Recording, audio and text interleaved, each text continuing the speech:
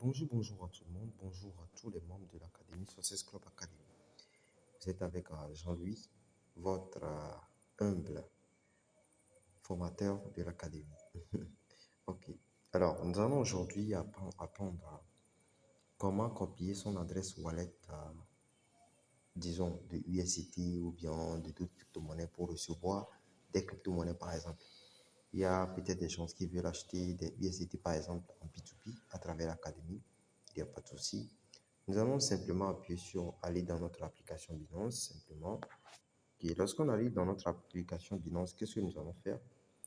Nous allons simplement appuyer ici, comme ça. Ici, sur portefeuille. Au niveau du portefeuille, lorsque vous appuyez sur portefeuille, il y a une page qui va apparaître. Et sur cette page-là, en haut, vous avez quoi? Aperçu et spot.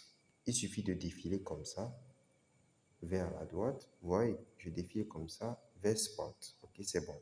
Ensuite, je vais appuyer sur quoi? Dépôt. Parce que je vais faire un dépôt en fait. Si vous voulez faire un dépôt, vous envoyez l'adresse en fait wallet à une autre personne. L'adresse en fait est composée de plusieurs lettres, de chiffres en fait. Les dépôts se font soit par crypto, bien pas en espèces. Espèces, c'est-à-dire vous faites un dépôt en euros et vous transformez ça en USDT. Bon. Mais quelquefois, ça n'avantage pas beaucoup. C'est pourquoi le P2P est plus peut-être avantageux quelquefois. Ok. Maintenant, ce que nous allons faire, par exemple, nous voulons faire un dépôt en USDT. Un exemple, hein, parce qu'on peut faire un true dépôt. Nous allons appuyer USDT. Ok, c'est bon. Le USDT, c'est un stablecoin, c'est-à-dire ça a une équivalence avec le dollar. Un USDT est égal à 1 dollar à peu près. Ok. J'appuie là-dessus. Maintenant, on me propose, est-ce que vous voulez faire le dépôt à travers le réseau BP20 ou bien Avas ou bien BP2 ou bien Ethereum, Solana, Tezos ou bien TRC20, le tronc. Bon, tous ces réseaux en fait sont des blockchains en réalité. Et ce que nous conseillons souvent, c'est les dépôts par le BP20 ou bien par le tronc en dernière position. En dernière position ici. Pourquoi? Parce que les coûts de transaction, ces deux blockchains-là sont sont minimes en fait. Par exemple, ici, je vais appuyer par exemple première place de BP20, ici comme ça, BP20. J'appuie BP20 et une page apparaît. Sur cette page-là, on me montre d'abord l'adresse wallet. L'adresse wallet, en fait, c'est quoi? C'est comme, en fait, c'est comme, disons, votre IBAN ou bien les coordonnées que vous donnez pour les virements bancaires. C'est tout simplement ça.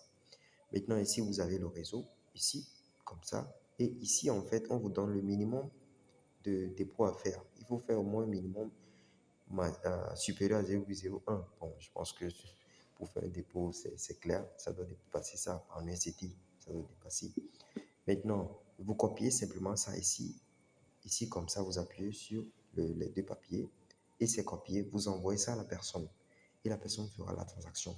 Maintenant, faites attention parce que lorsque vous faites, vous envoyez, on vous demande, la personne vous demande l'adresse, votre adresse wallet TRC20 Tron et que vous lui envoyez le BP20, il fait la transaction, vous n'allez jamais retrouver la transaction parce que c'est sur d'autres différents blockchains. Alors ici, si je veux changer de blockchain, qu'est-ce que je fais? J'appuie encore ici simplement, ici, et ça vient comme ça, vous voyez. Et je viens ici, j'appuie Tron. Si c'est ERC20, il n'y a pas de souci aussi, vous appuyez ERC20. Tron comme ça, ouais. Et maintenant, vous allez constater que ici, c'est devenu Tron, comme ça. C'est ça, c'est très clair. OK. Ensuite, si par exemple, je fais un dépôt, par exemple, dans le Bitcoin, le BTC, notre famille Bitcoin, j'appuie sur BTC en première place et on me donne les réseaux BP20, Bitcoin et consorts. Assurez-vous de savoir quelle est la blockchain sur laquelle on veut faire le dépôt. Si c'est le Bitcoin comme ça, le réseau Bitcoin, parce que le Bitcoin a lui-même sa propre blockchain. Vous appuyez là-dessus et maintenant vous copiez ça ici comme ça, vous envoyez à la personne. Quelle qu'en soit la crypto, venez taper ici. Si c'est peut-être le Litecoin, LTC, Litecoin. Comme ça aussi, on peut le transférer à travers le BP20 ou bien Litecoin, la blockchain de Litecoin. Vous voyez, c'est bon. Alors, quelle qu'en soit la crypto-monnaie, venez ici et faites la transaction facilement. Soyez en fait à l'aise. Ne soyez pas stressé pour les transactions. Il n'y a pas de souci. S'il y a des questions, n'hésitez pas à les poser dans le panel euh, de, de l'académie ou bien en fait, à nous immerser directement les formateurs de la caméra.